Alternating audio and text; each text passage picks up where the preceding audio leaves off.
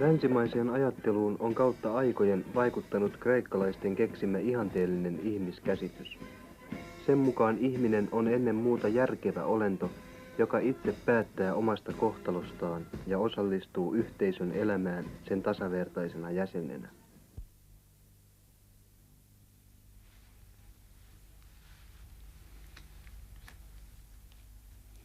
Saatoi joltakin tuommoiselta herttaverisiltä vaaleatukkaiselta mieheltä kirjeen, jossa kerrotaan jostakin ikävästä asiasta. Sairaustapaus jollekin vanhemmalle naishenkilölle. Harvoin tämä ihanne on kuitenkaan käytännössä toteutunut. Länsimaisen perinnön kääntöpuoli onkin kertomus mitä moninaisimmista uskomuksista. Niissä elämälle annetaan sisältö ja merkitys muualta kuin kaikkien välittömästi kokemasta maailmasta. Horoskoopit ja muut ennustukset, henkiolennot ja vieraat avaruudesta, noidat, salaperäiset voimat, onnenlehdet ja amuletit edustavat toisenlaista todellisuuden tulkintaa kuin yleisesti hyväksytty luonnontieteellinen maailmanselitys. Järkiperäisen ihanteen mukaiselle toiminnalle riittää arkitodellisuus sellaisenaan. Kuitenkin salaperäinen maailmantulkinta on länsimaissa viime vuosina pikemmin lisääntynyt kuin vähentynyt. Aikaisemmin kirkko oli vaikeuksissa luonnontieteellisen maailmankuvan voittaessa alaa. Nyt se joutuu lisäksi vastaamaan kysymykseen, tulivatko jumalat tähdistä. Rahan tulo. Todennäköisesti se voi olla vaikka raha-arvosta tai veikkauksesta.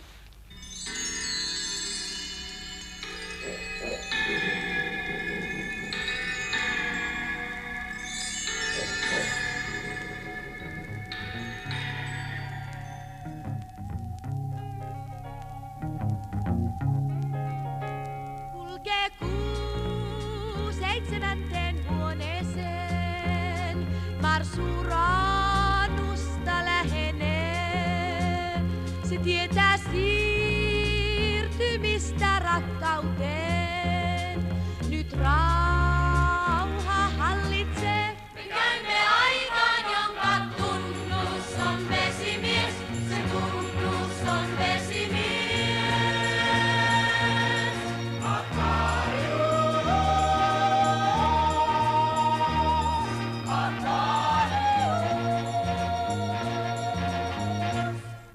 Horoskoopimerkkiin kuuluu? Vesimiehen. Kauris. No en tähän osaa sanoa. En mä oikein tiedä. Jousimies.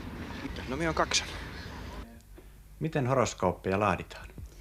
No ensinnäkin täytyy saada syntymäpäivä, kuukausi ja kellonaika. Kellonaika on äärettömän tärkeää. Ei muuten voi kokonaista horoskooppia saada, ainoastaan luonnekuvan, ellei ole kellonaikaa. Ja sitten piirretään sellainen horoskooppiympyrä ja eläinratan merkit jaetaan 12 osaan. Sekä lasketaan tähtiaika ja planeetat laitetaan niihin eläinratamerkkeihin, missä ne Efemeridissä on. Ja tästä lähdetään laskemaan sitten kuutiot, neliöt, kolmiot ja kaikenlaiset ne aspektit, mitkä kuuluvat. Ja niiden perusteella esitetään ihmisen luonne. Miten paljon voi luottaa viikkolehtien horoskooppeihin? Niihin ei voi luottaa yhtään. Siihen on otettu vain auringon asema. Se on aivan täydellistä humpuukia, ihmisten pettämistä suorastaan. Millaisia asioita voidaan näistä tähdistä lukea? Kaikkia asioita voidaan lukea.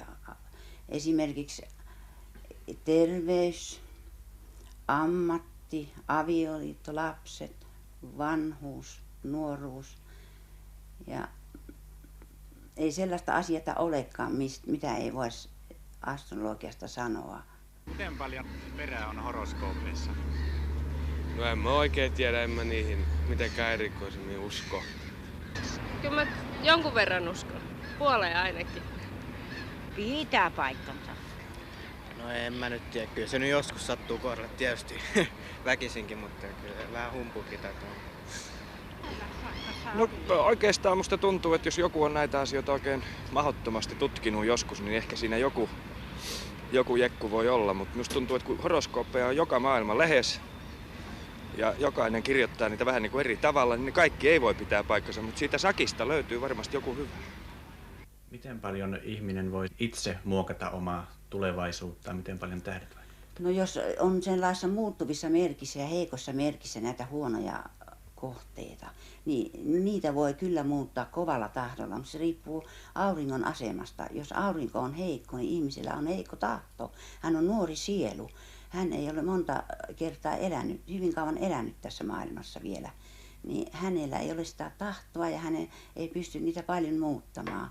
Ja jos vielä kuun asema on myöskin persoonallisuus huono, niin hänen täytyy kärsiä kaikki. Hänen täytyy kulkea juoppouden suunnat, vankilat, varkaudet ja kaikki. Ihmistä monta kertaa moititaan siitä, että ihminen on varas tai se on sellainen tai se on sellainen.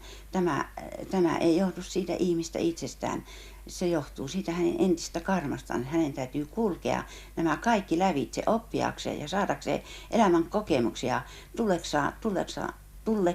tuleksakseen seuraavassa elämässä paremmaksi ja päästäkseen näistä pahoista viasta. Mutta ihmiset eivät vielä ymmärrä tätä asiaa, koska kirkko ei mitään tee tämän asian puolesta, kun vaan siihen täytyy ihmisen uskoa, niin saa synnit anteeksi. Minä en usko siihen, että mitään syntiä saa anteeksi. Ihmisen täytyy kaikki velkansa maksaa, mitä on tehnyt. Joku kultaa saa, joku valtaa saa, tumma nainen tietää, ketä onnistaa. Astrologia on vain yksi niistä järjestelmistä, joissa tapahtumien katsotaan määräytyvän pääasiassa ihmisten mahdollisuuksien ulkopuolelta. Usko kohtaloon ja tapahtumien ennalta määräytymiseen työllistää tällä hetkellä länsimaissa kymmeniä tuhansia ennustajia ja selvänäkijöitä. Millaisiin kysymyksiin ihmiset käyvät etsimässä teiltä vastauksia? No hyvin vaikeita niiden probleemat. Toiset huutaa, toiset itkee ja parkuu siitä syystä, että perhe-elämä aina niillä on sekaisin. Onko nämä perhe-elämän kysymykset kaikkein vaikeita? No on siinä syystä, että miten minä sanoisin, kumpaa puoltaa ja kumpaa ei, mutta ne täytyy lyödä vaan pomsessa, että ne sopisivat asiansa. Ja mä koskaan käske eroa, koska se on elämä, joka sitten sen tekee lopun. Joko erottaa tai järjestyy. Käydäänkö teiltä kysymässä sellaisia asioita, kun joku esine on kadonnut? Niitä on paljon. Tuossahan on onneksi esimerkki tuo poika lähetti ruusun siitä hyvästä, kun minä sanon sille asian ja se oli niin. Ja moni asia on ollut oikein. Miten te saatte vastauksia näihin kysymyksiin? Niin. Se on semmoinen seikka, että täytyy avata itsensä jumaluusvoimille. Sillä tavalla saa. Ei muuten saa. Kuinka paljon ja millaisia ihmisiä käy teidän vastaanotolla? Voi niitä käy korkeita oppineita ja kerjäläiseen saakka. Se on vähän kirjava, mutta kaikkia mä autan. No kyllä minä kävin tuolla ennustajalla, kun minä pidin ensimmäistä omaa näyttelyä. Koska rupesi niin kuin jännistämään ja tuommoinen pelottaa, että jos vaikka lehdistö ja kaikki muu vielä kritisoi kovin ankarasti. Kun on kyseessä ensimmäinen näyttelijä, se tuli vähän niin kuin yllättäen äkkiä.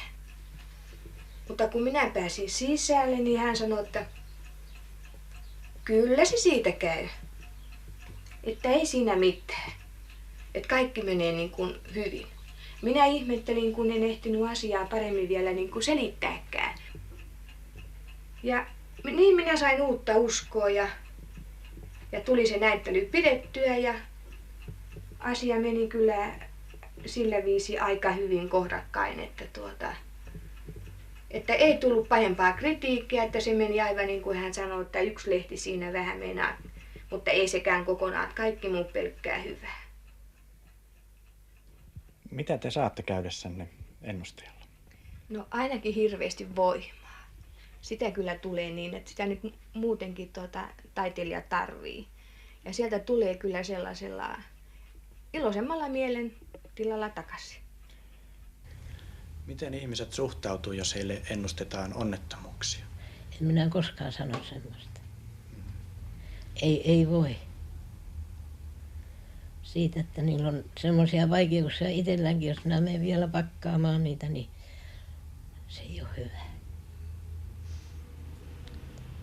No kuinka suuri osa teidän ennustuksistanne toteutuu? Minä en mene sitä takaamaan. Ei, ihmiset vasta vuosien päästä sanovat, että se meni. Mä en mene takaamaan aikaa eikä muutakaan. Mutta yleensä minä sanoisin, että hyvin on mennyt ainakin. Onko tätä teidän selvänäkijän kykyänne tutkittu mitenkään tieteellisesti? Ei, enkä minä välitäkään, koska ne ei ymmärrä sitä kuitenkaan. Eräillä selvänäkijöillä voi olla kykyjä, joista tiede ei vielä osaa sanoa mitään varmaa. Kuuluisia ovat esimerkiksi 30-luvulta lähtien tehdyt kokeet korteilla, joissa on 5 erilaista kuviota. Kokeissa mielivaltaisesti valitut henkilöt pystyvät arvaamaan sekoitetusta pakasta nostetun kortin kuvan useammin kuin jos kysymyksessä olisi pelkästään todennäköinen sattuma. Tähti.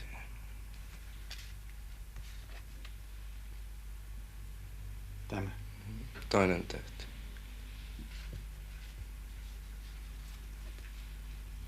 Ympyrä.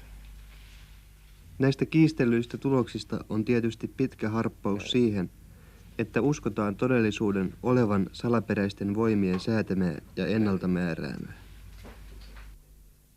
Näin ovat kuitenkin tehneet muun muassa monet merkittävät poliitikot meillä ja muualla.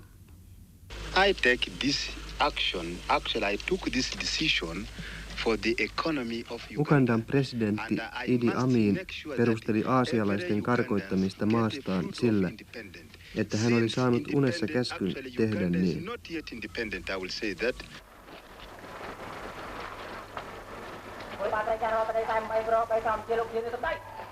Kambodžan valtionpäämies Lon Nol erotti maaliskuussa hoviennustajansa, kun sissit tulittivat hallintorakennusta.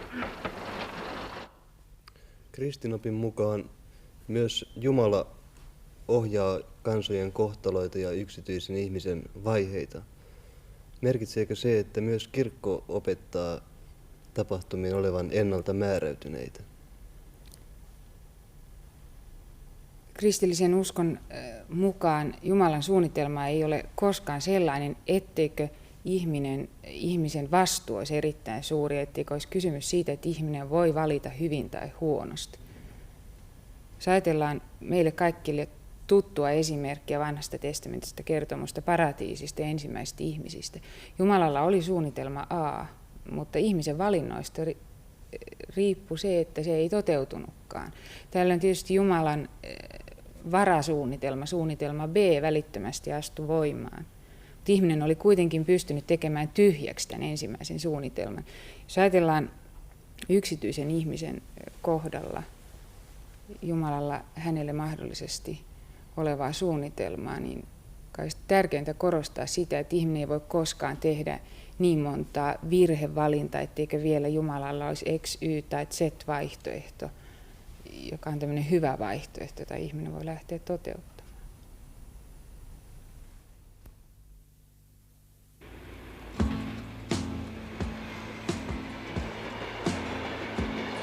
Hän saapui keskiyöllä, näin viikatteenkin vyöllä. Tuo nuori nainen ikuisuuden harso silmillään. Hän kertoi kylmin huulin, kuin kaukaa äänen kuulin. On sieltä, mistä takaisin ei tulla elämään.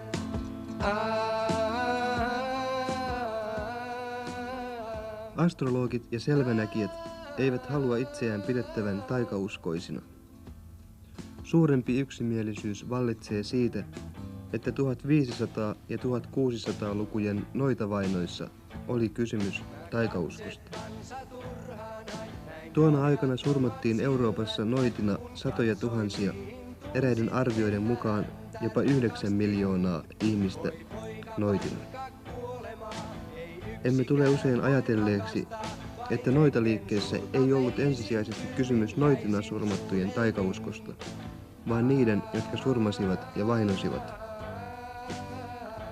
Uskottiin, että eräillä ihmisillä oli yliluonnollisia kykyjä tuottaa vahinkoa muille, ja heidän polttamisensa muuttaisi elämän vähemmän vaaralliseksi. Kysymyksessä oli yhteisön vaikeuksien ja vastoinkäymisien heijastaminen jollakin tavalla yleisestä kaavasta poikkeaviin ihmisiin. Noitavainot osoittavat, kuinka helposti ihmiset omaksuvat täysin perusteettomia ja mielivaltaisia lähtökohtia omalle toiminnalle. Ilmeisesti niissä näkyvä ennakkoluuloinen suhtautuminen poikkeavaan ja jonkin pienryhmän valitseminen yhteisön syntipukiksi ovat taikauskon helpoimmin omaksuttavia muotoja.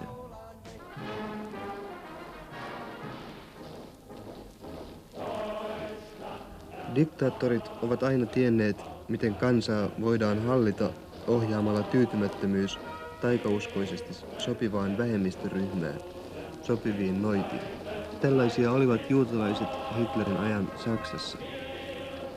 Samanlaiset taikauskoiset ajatuskaavat näkyvät rotuennakkoluuloissa ja muissa käytännön toimissa, joissa lähtökohtana ei ole tieto, vaan milloin mikäkin tiedoksi uskoteltu luulo tai epäluulo.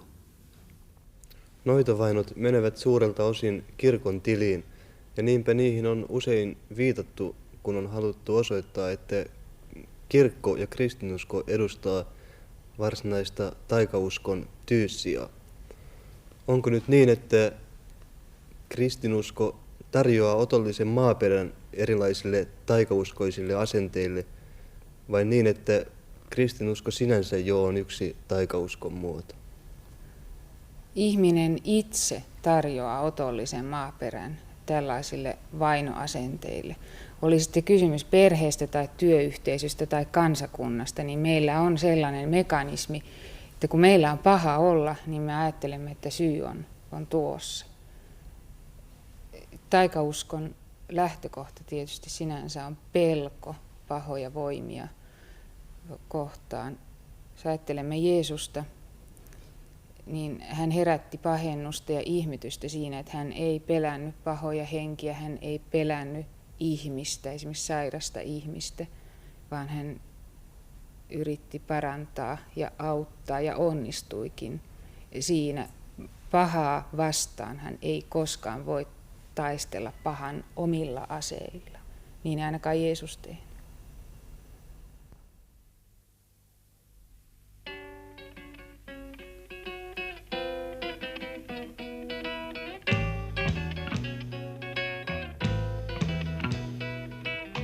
Tämä maa ja sen kansa katajainen, ei mihin tahansa uskokaan, vaan onko se sellainen uskovainen, joka ufoja näkee missä vaan. No vaimon kanssa oltiin iltakävelyllä kylään menossa tästä näin ja vaimo näki tuolta, tuli esiin punainen valo, joka liikkui tuon rakennuksen yli. Sanoisin ehkä 3-4 metriä. Se halkasi ja sää oli erittäin huono. Ainoastaan 200 metriä näkyvyys, hyvin sankka sumu. Se liikkuu tasaisella nopeudella ja näytti noudattavan aivan tasaista lentorataa. Ja suurin piirtein noiden koivujen yläpuolella siitä irtosi pienempi pallo. Se oli myöskin punainen. Ja se näytti noudattavan vapaata putoamisrataa. Se kerkisi pudota ehkä pari sekuntia tämän jälkeen, niin kumpikin pallo sammui yhtä aikaa. Ja sen jälkeen niistä ei näkynyt mitään. Tuossa kadun kulmassa seisoi pari ihmistä, jotka näki ilmiön. Muutenkin täällä liikkuu ihmisiä, mutta en tiedä, ketkä kaikki näki tämän tapauksen. Tällaisia tapauksia sattuu hyvin paljon. Tämä oli henkilökohtaisesti 5. havainto, mitä mä olen tehnyt. mutta noin UFO-tutkijoille tulee päivittäin ilmoituksia tämmöisistä tapauksista. Ja nyt tiedetään, että ihmiset ilmoittelevat melko vähän näistä tapauksista, eli voidaan arvioida, että joka päivä nähdään arviolta 5 havaintoa tällaista tuntematonta lentävää esinettä.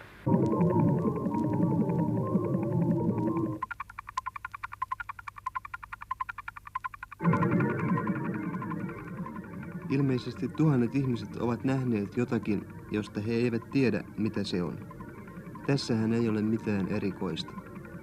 Erikoisempaa on se, että monet uskovat tietävänsä, mitä he ovat nähneet. Yleensä ihmiset vetoavat siihen, että ne on jotain tavallisia, tuntemattomia luonnon ilmiöitä, ja osa niistä varmasti onkin semmoisia, mutta sitten joukkoon mahtuu paljon mielenkiintoisempia, ja niitä voitaisiin sanoa vanhalla nimityksellä lentäviksi lautasiksi.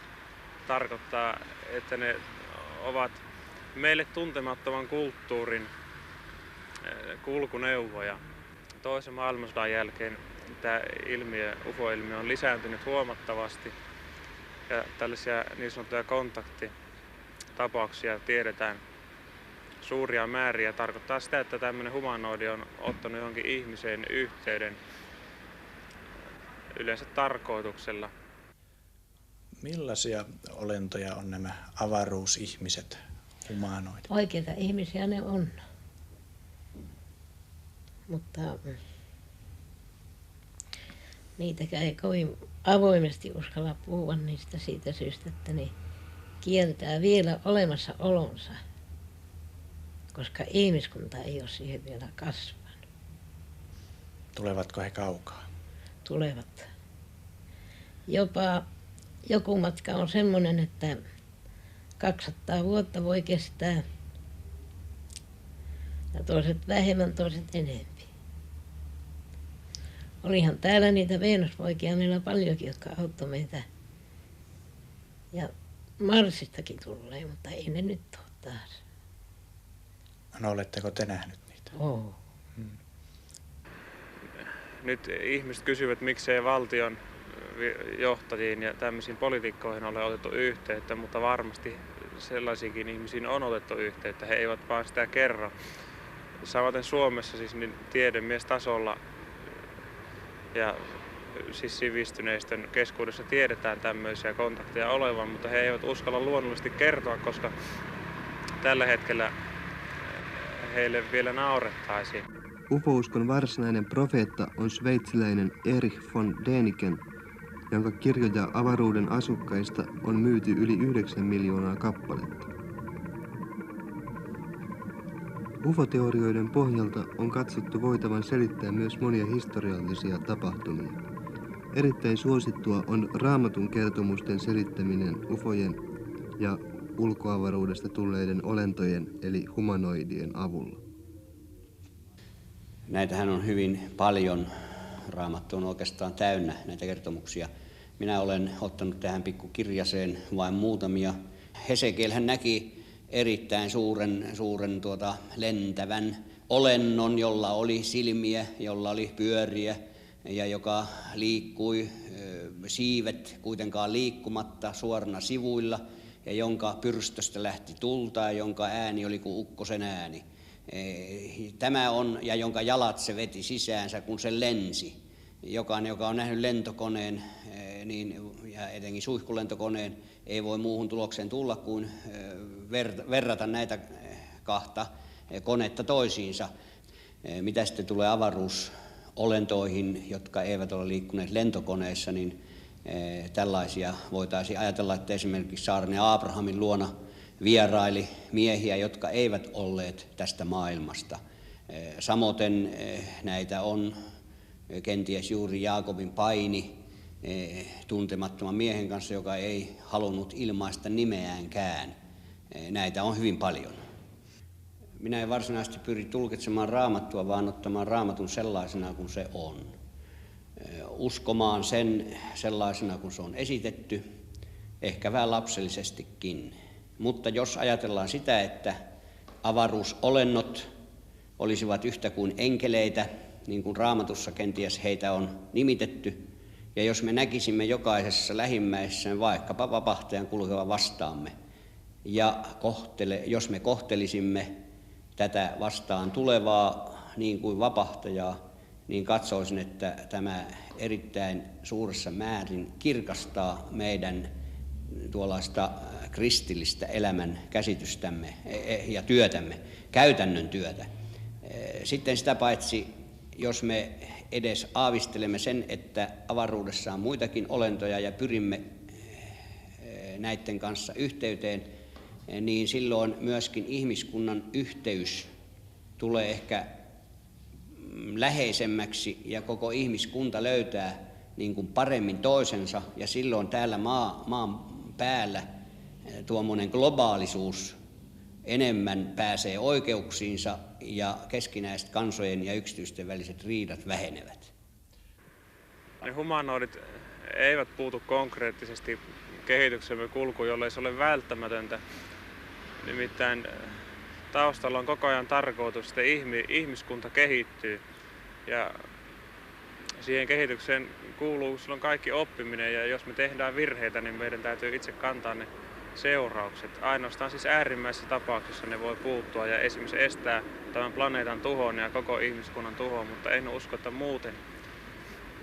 Ja sitten he vaikuttavat kyllä henkisemmillä tasoilla tai tällaisilla henkitasoilla ihmisiin.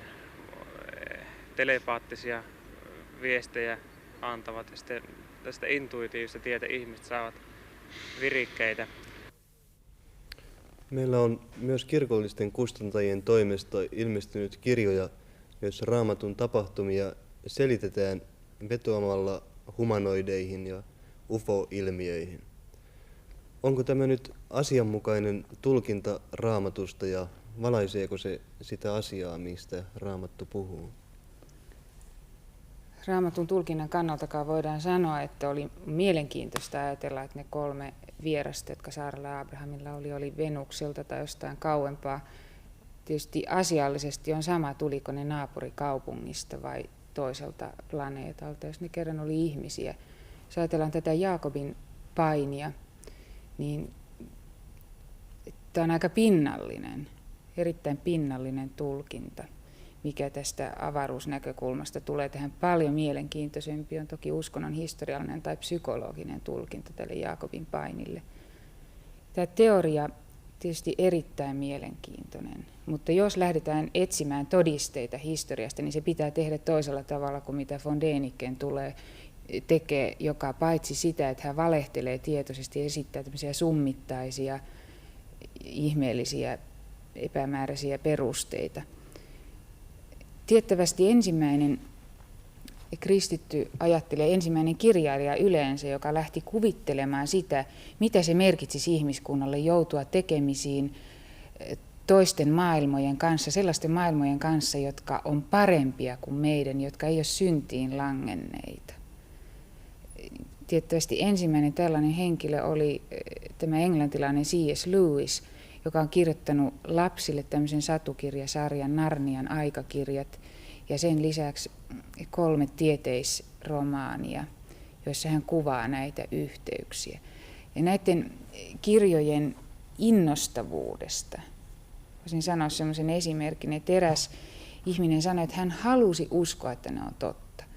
Ja kun hän Lewisin elämäkertaa lukiessaan tuli kohtaan, jossa Lewis sanoi, että näähän on puhdasta mielikuvitusta, niin hän suuttui tavattomasti. Hän oli niin äärettömän pettynyt siitä, että ne ei olekaan raportteja tapahtumista, vaan että ne on mielikuvitusta. Tähän sinänsä kuvastaa sitä, miten epätoivoisesti me etsimme perusteita toivolle. Me etsimme jotain perusteita, jonka pohjalta me voisimme ajatella, että yksityisellä ihmisellä on vielä toivoa ja että ihmiskunnalla kokonaisuudessaan on vielä toivoa selviytyä edessä olevista vaikeuksista.